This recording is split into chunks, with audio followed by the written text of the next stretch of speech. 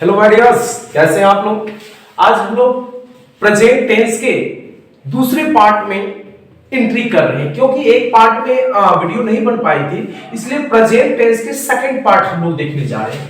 Present tense के second part, present tense के second part. जैसा आप लोगों को जानकारी है कि हम लोग टू द पॉइंट की बात कर रहे हैं, जो एग्जाम में आते हैं, जिस पॉइंट से क्वेश्चन आते हैं, बस वही पॉइंट को हम लोग अध्ययन कर रहे हैं। तो आपको इसमें डिटेल्स जो पढ़ रहे हैं वो हम लोग टू द पॉइंट, एग्जाम के पॉइंट ऑफ व्यू से हम लोग पढ़ रहे हैं। तो चलिए आज हम लोग प्रेजेंट टेंस में जो थर्ड पॉइंट था, जो थर्ड था वो आपका था present perfect tense. Present perfect tense, हाँ सुनिएगा, तो present perfect tense, present perfect tense, जिसका स्ट्रक्चर आप लोग बहुत अच्छी तरह से जानते होंगे। क्या होता है? सब्जेक्ट प्लस हैव या हैज, सब्जेक्ट प्लस हैव या has plus V3 plus object, ये होता है आपका प्रेजेंट परफेक्ट टेंस का स्ट्रक्चर। तो हम लोग जानते हैं कि परफेक्ट टेंस में क्या होता है? हैव या has plus V3 plus object. लेकिन बात ये होती है कि आखिर इसमें क्वेश्चन कहां से आते हैं, आखिर कब हम प्रेजेंट परफेक्ट टेंस का यूज करते हैं अपने दैनिक जीवन में या ग्रामर में। तो सोचने वाली बात यह कि प्रेजेंट परफेक्ट मतलब वर्तमान में कोई कार्य क्या हो गया हो, पूरी तरह से समाप्त हो गया हो। परफेक्ट, परफेक्ट, इसको लोग उच्चारण करते हैं परफेक्ट, नॉट परफेक्ट, परफेक्ट। तो वर्तमान में कोई कार्य जो है वो पूरी तरह से क्या हो गया हो, समाप्त हो गया हो, तब हम लोग किसका प्रयोग करेंगे? प्रेजेंट परफेक्ट टेंस का प्रयोग करेंगे। किसका प्रयोग करेंगे? प्रेजेंट परफेक्ट टेंस का, यानी कोई काम वर्तमान में पूरी तरह से समाप्त हो गया। लेकिन हमें जब अंग्रेजी का वाक्य रहेगा तब हमें कैसे पता चलेगा कि कहां कब काम समाप्त हुआ, कब काम समाप्त नहीं हुआ। तो देखिए, तो हम लोग क्या देखें कि जब कोई काम वर्तमान में पूरी तरह से, फर्स्ट पॉइंट यही होता है कि जब कोई कार्य वर्तमान में पूरी तरह से समाप्त हो गया, जब कोई कार्य वर्तमान में पूरी तरह से समाप्त हो गया हो तो प्रेजेंट परफेक्ट टेंस का प्रयोग करते हैं। ये बात तो हमने समझ गए। लेकिन ध्यान दें, जब अंग्रेजी के वाक्य में, जब अंग्रेजी के वाक्य में लगा हो जस्ट, क्या लगा हो? जस्ट। जब अंग्रेजी के वाक्य में लगा हो जस्ट, या जब अंग्रेजी के वाक्य में लगा हो जस्ट नाउ, जस्ट नाउ, या जब अंग्रेजी के वाक्य में लगा हो टिल, या जब अंग्रेजी के वाक्य में लगा हो अनटिल, टिल, अनटिल, या ऑलरेडी, ऑलरेडी, या लगा हो रिसेंटली, रिसेंटली, ये सारे अगर वर्ड्स लगा हो तो ध्यान रखिएगा कि हम लोग कौन सा टेंस का प्रयोग करेंगे? Present perfect. देखिए क्वेश्चन बस इसी पॉइंट से आते हैं, ध्यान रखिएगा, क्वेश्चन केवल इसी पॉइंट से आते हैं कि जिस तरह से अगर प्रेजेंट परफेक्ट टेंस का आएगा तो इसी पॉइंट से आएगा कि जब वाक्य में क्या लगा? Just, just now, till, until, already, recently, अगर ये सारे वर्ड्स अगर दिख जाए तो मतलब कौन सा टेंस का प्रयोग होगा? प्रेजेंट परफेक्ट टेंस का प्रयोग। अब कुछ बच्चे को कंफ्यूजन होता है किस सब्जेक्ट के साथ हैव आएगा और किस सब्जेक्ट के साथ हैज आएगा। तो आप लोग जानते हैं कि जनरली सिंगुलर सब्जेक्ट के साथ, सब्जेक्ट आपका सिंगुलर होगा तो क्या आ जाएगा? है। जैसे अभी हमने एग्जांपल के रूप में लेते हैं, जैसे ही, सी, इट, ही, सी, इट, या किसी सिंगल व्यक्ति के नाम होंगे, सिंगल व्यक्ति के नेम होंगे तो उसके साथ क्या लगा देंगे हम लोग? हैज लगा देंगे। क्या लगा देंगे? हैज। और इसके अलावा जो भी बचेंगे उसके साथ क्या लगा देंगे? हैव लगा। जैसे आई के साथ हैव, वी के साथ हैव, यू के साथ हैव, दे के साथ हैव। तो ये सारे शब्दों के साथ, यानी ये सारे सब्जेक्ट के साथ हम लोग क्या लगा देंगे? है। तो प्रेजेंट परफेक्ट में बस इतना सा आपको पॉइंट ध्यान रखना है कि जब वाक्य में क्या लगा हो, just, just now, till, until, already, recently, ये सब लगा रहे तो हम लोग प्रेजेंट परफेक्ट टेंस का प्रयोग करते हैं। एक एग्जांपल भी हम लोग देख लेते हैं, जैसे I have already seen, I have already seen this film, I have already seen this film। तो मेरा कहने का मतलब यह है कि मैंने ऑलरेडी इस फिल्म को क्या कर चुका हूं? देख चुका हूं। तो ऑलरेडी लगा हुआ, क्या लगा हुआ है? ऑलरेडी। तो आपको यह समझ लेना है कि मतलब प्रेजेंट परफेक्ट टेंस का प्रयोग किया गया है। तो बात समझ में आ गया? प्रेजेंट परफेक्ट टेंस का प्रयोग कब करेंगे? जब वाक्य में क्या लगा हो? Just, just now, till, until, already, recently, ये सारे वर्ड्स लगा हो तो हम लोग किसका प्रयोग करेंगे? प्रेजेंट परफेक्ट टेंस का प्रयोग करेंगे। अब नेक्स्ट टेंस है वो है आपका प्रेजेंट परफेक्ट कंटीन्यूअस। क्या है? Present perfect continuous tense, present perfect continuous tense. ये प्रेजेंट टेंस का लास्ट पॉइंट है, present perfect continuous tense, present perfect continuous continuous tense, present perfect continuous tense. देखिए बहुत ही खूबसूरत सा टेंस है प्रेजेंट परफेक्ट कॉन्टिन्यूअस। तो ये बतलाता है कि वर्तमान में, प्रेजेंट में कोई कार्य क्या है, जारी है। वर्तमान में कोई कार्य क्या है, जारी है, लेकिन एक निश्चित समय सीमा से, लेकिन एक निश्चित समय सीमा से जारी है। तब हम लोग इस टेंस का प्रयोग करेंगे कब, जब कोई काम वर्तमान में जारी हो लेकिन एक निश्चित समय सीमा से।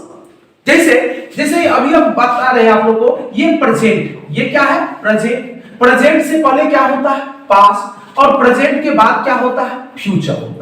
थोड़ा ग्राफिकल मेथड से हम लोग समझते हैं। तो कोई कार्य जैसे मान ले कि पास्ट में किसी समय क्या हुआ, चालू हुआ, वर्तमान में भी क्या है, जारी है, और आगे भी यानी फ्यूचर में भी जारी रहने की संभावना है। तो हम लोग प्रेजेंट परफेक्ट कंटीन्यूअस टेंस का प्रयोग करते हैं। सीधा से समझिए, जब कोई कार्य भूतकाल में या जब कोई कार्य चर्चा के पूर्व किसी निर्धारित समय सीमा से जारी हो, चर्चा के समय भी जारी हो और आगे भी जारी रहने की संभावना हो, तब हम लोग इस टेंस का प्रयोग करते हैं प्रेजेंट परफेक्ट कंटीन्यूअस टेंस का।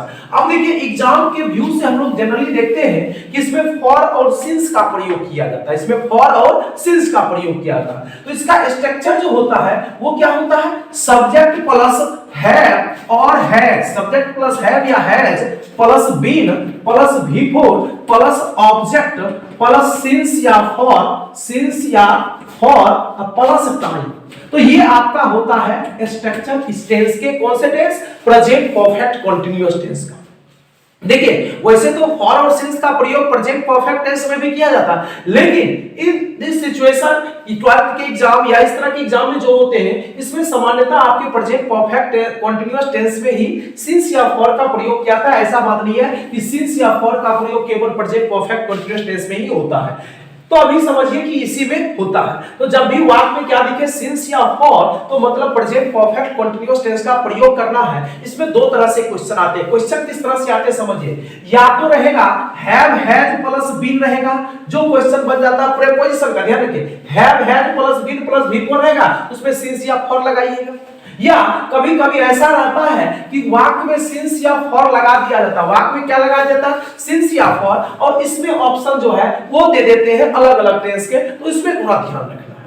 तो अभी हम लोग जिस तरह से क्वेश्चन आते हैं, तो हमने क्या समझे कि जब कोई कार्य चर्चा के पूर्व जारी हो, जब कोई कार्य चर्चा के पूर्व से जारी हो और चर्चा के समय भी जारी हो और आगे भी जारी रहने की संभावना हो, तो सिंपल सा टेंस का मतलब प्रेजेंट परफेक्ट कंटीन्यूअस टेंस का प्रयोग कर देंगे। जैसे हम लोग 2 घंटों से पढ़ाई कर रहे हैं, हम लोग 2 घंटों से पढ़ाई कर रहे हैं, तो हम लोग क्या बनाएंगे, we have been